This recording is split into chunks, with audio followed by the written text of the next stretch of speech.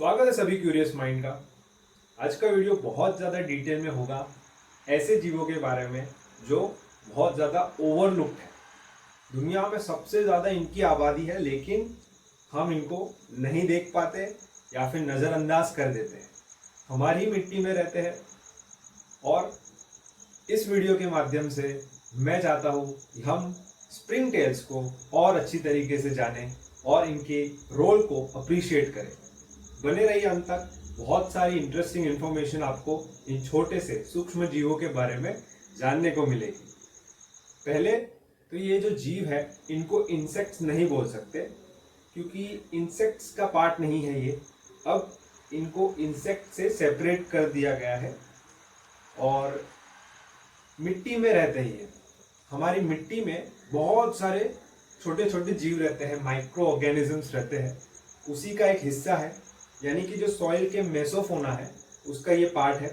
Soil मेसोफोना में ऐसे invertebrates आते हैं जिनकी साइज बहुत छोटी होती है, 0.1 मिलीमीटर से 2 मिलीमीटर के एवरेज इनकी साइज होती है।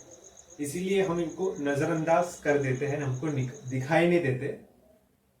ये हमारी सॉइल में रहते हैं, या फिर जो लीफ लिटर होता है, बड़े बड़े पेड़ पौधों से जो पत्ते गिरते हैं और मिट्टी पर उनकी एक परत जम जाती है सूखे पत्तों की, उनमें आप इनको ज़रूर पाओगे। वैसे तो ये बहुत ही इनका एक हैबिटेट जो है, बहुत वाइड रेंज ऑफ हैबिटेट में ये रहते हैं। ठंडे प्रदेशों में भी रहते हैं, पानी में भी रहते हैं। तो एक बहुत ही वाइड रेंज ऑफ इनका हैबिटेट होता है, लेकिन सॉइल में तो होते ही है। स्प्रिंग टेल जो है, अब इनको कोलम्बोला कहा जाता है और बहुत ही एक सिंपल सॉफ्ट बॉडी वाले, और साथ ही में एक खास बात होती है कि इनके पास एक यूनिक, जो सिर्फ इनके पास एक ऐसा ऑर्गन है जिनकी मदद से ये जंप कर पाते हैं।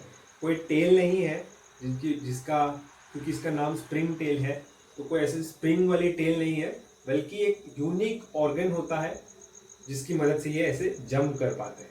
जब भी आप इनके नज़दीक जाओगे, आप इनको टच करने की कोशिश करोगे, तो ये गायब हो जाएंगे। गायब नहीं होंगे ये, बल्कि बहुत ही स्पीड में जंप करेंगे, क्योंकि इतने छोटे तो हमको नज़र ही नहीं आएंगे। और इनकी जंप को कैप्चर करना तो और भी ज़्यादा कठिन काम होता है। मैं ज़रूर कोशिश करूँगा आगे कभी इनकी जंप को भी मैं डॉक्यूमेंट कर सकूँ। कोलम्बोला जो है, ये सॉइल ड्वेलिंग आर्थ्रोपॉड्स होते हैं और कॉमनली इनको हम स्प्रिंग टेल ही कहते हैं। इनकी एक यूनिक एबिलिटी होती है स्प्रिंग की तरह जंप करने की, इसी वजह से इसका ऐसा कुछ नाम है। लेकिन एक यूनिक स्ट्रक्चर की मदद से ऐसा करते हैं, ना कि किसी टेल की मदद से, जिसको फर्क्यूला कहा जाता है। बहुत ही ज़्यादा सूक्ष्म होते हैं, बहुत छोटे होते हैं और सॉफ्ट बॉडी होती है इनकी।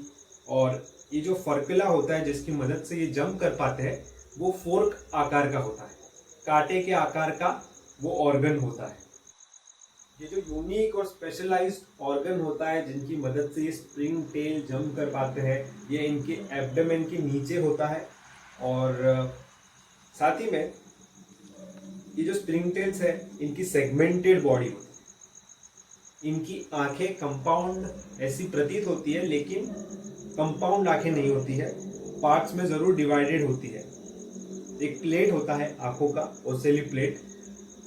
सॉइल में रहते हैं, लीफ लिटर में रहते हैं, और आप इनको मॉइस्ट इन्वायरमेंट्स में तो ज़रूर देखोगे। इतने ज़्यादा ये अबेंडेंट है, वाइड स्प्रेड है, कि थोड़ी सी मिट्टी अगर आप हाथ में लोगे तो उसमें भी इनकी संख्या बहुत ज़्यादा होगी, हज़ारों की संख्या हो सकती है। ये तो स्प्रिंग टेल मुझे नज़र आ रहा है जो स्पीसीज हम देख पा रहे हैं। कई स्प्रिंग टेल की प्रजातियाँ होती है जो इससे भी छोटी होती है, जिनको सिर्फ माइक्रोस्कोप से ही देखा जा सकता है। और साथ ही में इनकी आबादी की वजह से ही इतनी ज़्यादा वाइड स्प्रेड ये ग्रुप है। इसी वजह से इनका सॉइल में बहुत ज़्यादा एक बड़ा इम्पैक्ट और रोल रहता है। अगर इनके एवोल्यूशन को देखें तो फॉसिल मिलता है 400 मिलियन ईयर्स पहले का, जो कई बार आपने देखा होगा एम्बर होता है, एम्बर के अंदर इंसेक्ट लॉक हो जाता है। और ऐसे कई इसके भी, स्प्रिंग टेल्स के भी फॉसिल मिले हैं। और इतने मिलियंस ऑफ ईयर्स में इनका एवोल्यूशन हुआ है और आज एक बहुत ज़्यादा सक्सेसफुल स्पीसीज या ग्रुप ऑफ इनवर्टिब्रेट्स बन के उभरे हैं। एक रीज़न जो है इनके सर्वाइवल का वो ये भी है कि एक छोटी से साइज के होते हैं और सॉइल में अपनी टेरिटरी बनाते हैं, सॉइल में जहाँ पर डेड वेजिटेशन की कोई कमी नहीं होती है। कन्फाइंड स्पेसेस में भी ये सर्वाइव कर पाते हैं। स्प्रिंग टेल्स अगर हम देखें तो कह सकते हैं कि हर जगह मौजूद है। ये कोल्ड एरियाज में भी रह सकते हैं, सूखे डेजर्ट्स में भी रह सकते हैं। ऐसी स्पीसीज इवॉल्व हुई है जो हर हैबिटेशन में रह सकती है। लेकिन एक जगह पर जहाँ पर ये नहीं होते हैं वो है डीप ओशन में, और डीप वाटर्स में ये नहीं होते हैं। इतने ज़्यादा हर जगह होने के बावजूद हम इनको ओवरलुक इसी वजह से कर लेते हैं क्योंकि ये बहुत ही ज़्यादा छोटे होते हैं और जनरली ये अपने आप को छुपा कर रखना पसंद करते हैं। ब्रिक के नीचे, ईंटों के नीचे हो सकते हैं, मिट्टी के एक लेयर के नीचे होंगे, तो छुपे रहते हैं। इनका रोल अगर हम समझे तो अगर ऐसे डीकम्पोजर्स मिट्टी में ना हो तो क्या होगा? जो पेड़ पौधों से पत्ते गिरते हैं या जो भी डेड मटेरियल प्लांट्स का होता है वो मिट्टी पर ही पड़ा रहेगा हजारों वर्षों तक, मिलियंस ऑफ ईयर्स तक, अगर ये डीकम्पोजर्स ना हो। तो इसी रोल को फुलफिल करते हैं स्प्रिंग टेल्स जैसे माइक्रो ऑर्गेनिज्म जो सॉइल्स में मौजूद होते हैं।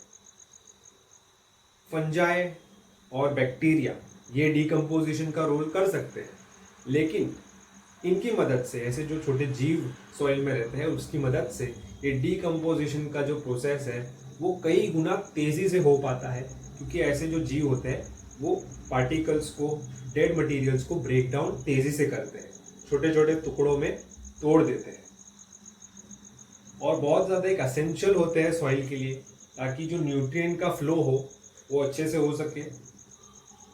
प्लांट्स के लिए भी बहुत ज़्यादा वाइटल है न्यूट्रिएंट्स का ब्रेक डाउन होना। अगर स्प्रिंग टेल्स ना हो तो बहुत सारे एलिमेंट्स जो है सॉइल में वो स्टैटिक ही बने रहेंगे।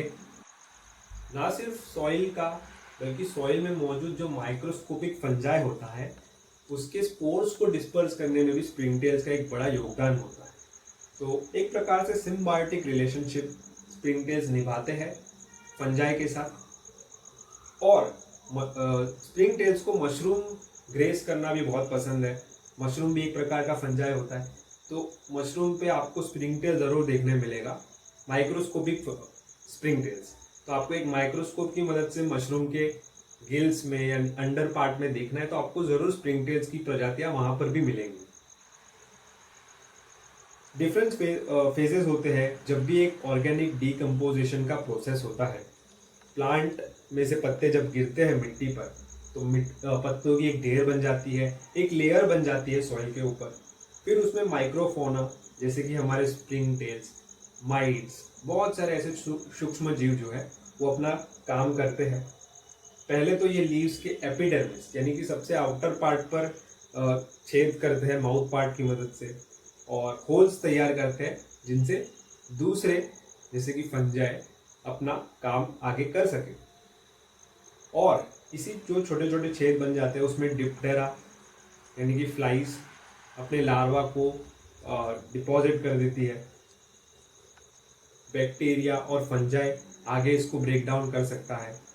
आर्थ्रोपोड्स तो लीव को कट करना जारी ही रखेंगे, और क्योंकि माइक्रोफोना ने पहले से ही पत्तों को बहुत नरम बना दिया होता है तो पत्तों को काटना आर्थ्रोपोड्स के लिए इजी बन जाता है। और डीकम्पोजिशन को अगर हम देखें तो ये जितने भी ग्रुप ऑफ माइक्रोफोना है ये उनका रोल बहुत सॉर्ट आउट होता है। जैसे कि फंजाई और बैक्टीरिया जो है वो सिर्फ और सिर्फ बायोकेमिकल डीकम्पोजिशन में उनका रोल होता है, जिसमें ये प्रोटीन को, सेलुलोज को ट्रांसफॉर्म करते हैं कार्बन डाइऑक्साइड, वाटर और ऐसे दूसरे सब्सटेंसेस में। और जो वुडी रेजिड्यू होता है जैसे लिग्निन होता है वुड में, उसको कन्वर्ट करते हैं हमस में, जो कि प्लांट न्यूट्रिशन के लिए बहुत इंपॉर्टेंट होता है। ऐसे जो डीकम्पोजिशन प्रोसेस होता है वो वेल डिफाइंड होता है इन ग्रुप ऑफ माइक्रोफोना में या फिर मेसोफोना में। स्प्रिंग टेल्स को जैसा कि मैंने कहा इंसेक्ट्स माना जाता था, लेकिन अब उनको एक सेपरेट ग्रुप दिया गया है, एक सेपरेट क्लास है और सब फाइलम हेक्सापॉड्स के अंदर आते हैं। तो क्लासिफिकेशन को भी ज़रा देख लेते हैं। स्प्रिंग टेल्स की 8000 से ज़्यादा स्पीसीज दुनिया भर में पाई जाती है। मैं आपको जो स्पीसीज दिखा रहा हूँ, ये जो भारत में स्पीसीज पाई जाती है स्प्रिंग टेल की, इसमें आपको पिगमेंटेशन कम नज़र आ रहा है। शायद पिगमेंटेशन अभी और बढ़ेगा और ये डार्कर होंगे, कलरफुल होंगे, मुझे नहीं पता। लेकिन स्प्रिंग टेल्स बहुत ज़्यादा ब्राइट टोन में भी आपको नज़र आएंगे, लेकिन जनरली ये बहुत डल कलर के होते हैं। और ये जो कोलम्बोला है, स्प्रिंग टेल है, ये 4 डिस्टिंक्ट मॉर्फोलॉजिकल टाइप्स में इनको ऑब्जर्व किया जाता है। हम इनको 2 कैटेगरी में रखते हैं। एक ब्रॉड कैटेगरी जिसमें दो टाइप्स होते हैं स्प्रिंग टेल के, एक ग्लोबुलर होता है, एक इलोंगेटेड होता है। जिसको हम देख रहे हैं ये इलोंगेटेड टाइप का स्प्रिंग टेल है और इनको एंटोमोब्रिडे कहा जाता है। इसमें जो 4th एब्डोमिनल सेगमेंट होता है वो थोड़ा बड़ा होता है, एनलार्ज्ड होता है। वैसे इनको स्लेंडर स्प्रिंग टेल्स भी कहते हैं। दूसरे आते हैं वो थोड़े गोलाकार होते हैं। स्पीसीज और दूसरी इंफॉर्मेशन जो मुझे लगता है मोस्ट लाइकली स्पीसीज हो सकती है, उसको मैं डिस्क्रिप्शन में डालूंगा। एक्सपर्ट्स मुझे बता सकते हैं कि ये कौन सी प्रजाति का स्प्रिंग टेल है। ये जो कोलम्बोलेंस होते हैं, इनकी कंपाउंड आंखें नहीं होती है और जो कि ज़्यादातर इंसेक्ट्स में देखा जाता है। इनकी विजन जो है ये सिंपल ग्रुप ऑफ आईज से बनी होती है और इसको ऑक्यूलर प्लेट कहा जाता है। और स्पीसीज वाइज ये डिफर कर सकती है नंबर ऑफ कितनी सिंपल आंखें होगी। बहुत लार्ज नंबर्स में हमको ये नजर आते हैं मिट्टी में। 6 लेग्ड होते हैं, जंप करते हैं अगर हम इनको पोक करेंगे। और जंप से मैं आपको बता दूं कि ये कोई टेल नहीं है जिसकी मदद से जंप कर पाते हैं, बल्कि एक स्पेशलाइज्ड ऑर्गन होता है जो कि स्प्रिंग टेल्स में ही पाया जाता है, यूनिक टू स्प्रिंग टेल्स होता है, जिसको फरका या फर्क्यूला कहा जाता है। और ये फरका जो है इनके एब्डोमेन के नीचे होता है। फ्यूज एक प्रकार से अगर हम देखें तो ये ऐसे फ्यूज लेग की तरह नजर आता है, कांटे की तरह, और एनर्जी स्टोर करके रखता है और 10 गुना अपने साइज से ये जंप कर सकता है। अगर हम इंसान के साथ कंपैरिजन करें तो एक इंसान अगर 6 माले की बिल्डिंग जितना जंप करेगा, ऐसा कुछ इसमें, यानी कि एक बहुत बड़ी जंप मार सकते हैं ये उनकी साइज के हिसाब से। एक एस्केप मैकेनिज्म होता है ये प्रेडेटर्स को कंफ्यूज करने के लिए। और ये जंप्स जो है बहुत ज़्यादा एक्सप्लोसिव रिफ्लेक्शन होता है इनके फरका का, जब ये अपने फरका को ज़मीन पे पटकते हैं, रिलीज करते हैं, रिलैक्स करते हैं अपनी फरका को। और ये कोई एक्यूरेसी नहीं होती है, कहीं पर भी ये लैंड करते हैं। फरका से हैबिटेट भी पता चलता है, फर्क्यूला से, क्योंकि अगर अंडरग्राउंड स्पीसीज है तो फरका की ज़रूरत नहीं है, एब्सेंट होता है। बहुत सारी स्टडीज़ हुई है स्प्रिंग टेल्स पे और इसको एक गिनी पिग के तौर पर भी यूज़ किया जाता है। बहुत सारे हैवी मेटल्स, उसका इम्पैक्ट क्या होगा लाइफ फॉर्म पर, उसको टेस्ट करने के लिए स्प्रिंग टेल्स को यूज़ किया जाता है। मिट्टी में अगर हैवी मेटल्स की मात्रा बढ़ जाए तो क्या इम्पैक्ट होता है लाइफ पे, ये स्प्रिंग टेल्स पे ही स्टडी की जाती है। हैवी मेटल जैसे कॉपर, लीड, जिंक, ये सारे, तो टॉक्सिसिटी इवैल्यूएट करने के लिए स्प्रिंग टेल्स को यूज़ किया जाता है।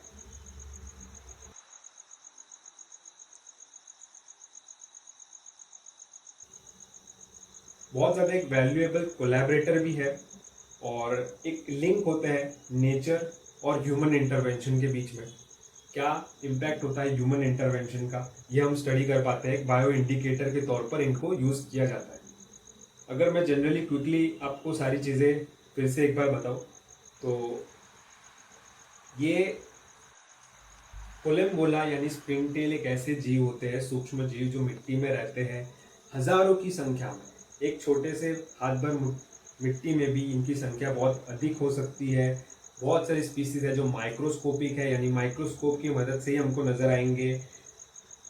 और ये क्या खाते हैं, मैंने आपको कहा फंजाई, फंजल स्पोर्स, फंजल माइसीलियम, इनको खाते हैं। और मशरूम के नीचे भी अगर आप गिल्स पे देखोगे तो ये आपको नजर आएंगे इनको खाते हुए। डेड एनिमल्स को भी खाते हैं। ब्रेकिंग डाउन का एसेंशियली इनका रोल होता है नेचर में। कुछ स्पेशलाइज स्पाइडर्स और ग्राउंड बीटर्स होते हैं जो इनका शिकार भी करते हैं।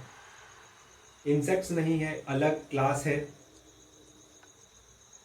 और इनको आइडेंटिफाई करना बहुत मुश्किल है। माइक्रोस्कोप चाहिए होता है स्पीसीज लेवल पर आइडेंटिफाई करने के लिए। रिप्रोडक्शन कैसे होता है, तो सेक्सुअल भी हो सकता है, असेक्सुअल भी हो सकता है। और हाँ, एक बात बताना भूल गया कि ये इनके बॉटम में एक ट्यूब होती है वियर्ड सी, जिसकी मदद से ये पानी को चूसते हैं, अब्जॉर्ब करते हैं और मॉइस्ट रहते हैं। तो गाइस, ये था आज का वीडियो जहाँ पर हमने एक मिट्टी में रहने वाले कॉमन से जीव के बारे में समझा, काफ़ी सारी जानकारी ली। अंत में इतना ही कहूँगा, कोलम्बोला जो है इनको हमें एक शिप की तरह देखना चाहिए, जो भेड़ बकरियाँ होती है, ग्रेजिंग करती है। ये भी माइक्रोस्कोपिक शिप ही है जो सॉइल में रहने वाले डेड लीव्स को, पोलन को, ऑर्गेनिक डेब्रिस को खाकर खत्म करती है और ये इंसान को बिल्कुल अफेक्ट नहीं करते।